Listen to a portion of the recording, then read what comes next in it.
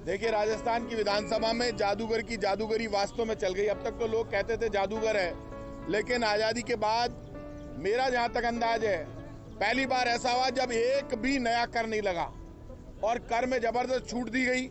और बड़ा फैसला हुआ है जब देश की केंद्र की मोदी जी की सरकार किसान की हत्या के लिए जिम्मेदार है, जब 200 से ज्यादा किसानों की मौत हो गई है, किसान सुसाइड कर रहा है, पूरे देश में राजधानी दिल्ली जाम पड़ी है, तब केंद्र की सरकार तो किसानों को परजीवी, आंदोलन जीवी, कीड़ा तक कह रही है, उनके खिलाफ बोल रही है। और एक तरफ राजस्थान के मुख्यमंत्री अशोक गहलोत है, जिन्होंने किसानों की बहुत पुरानी मांग को पूरा कर दिया। अलग से कृषि बजट आएगा, अब किसान के लिए, खेत के लिए, खलिहान के लिए अलग से जो कृषि बजट की घोषणा की गई है, ये बड़ा ऐतिहासिक फैसला है। केंद्र की सरकार के लिए सबक है, उनको राजस्थान की सरकार से सबक लेना चाहिए। ना कोई नया कर, हर सेक्टर में छूट, और ग्रामीण परिवहन सेवा में बड़ा फैसला, कोई टैक्स नहीं होगा। राजस्थान के जिस रूट पर आजादी के बाद कभी भी बस नहीं चली, वहां लोग बस चला सकेंगे।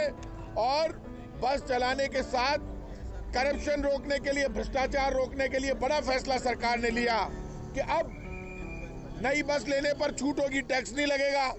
और जहां वो बस चलाएंगे वहां पर सरकार पूरे टैक्स में छूट देगी। पहले ग्रामीण परिवहन सेवा में ये नियम था कि सरकार अलग से पैसा देती थी, उसमें करप्शन होता था, तो भ्रष्टाचार भी खत्म हो जाएगा, बसें भी चल जाएगी, नई बसें भी आ जाएगी, और ऐसा कोई सेक्टर नहीं बचा।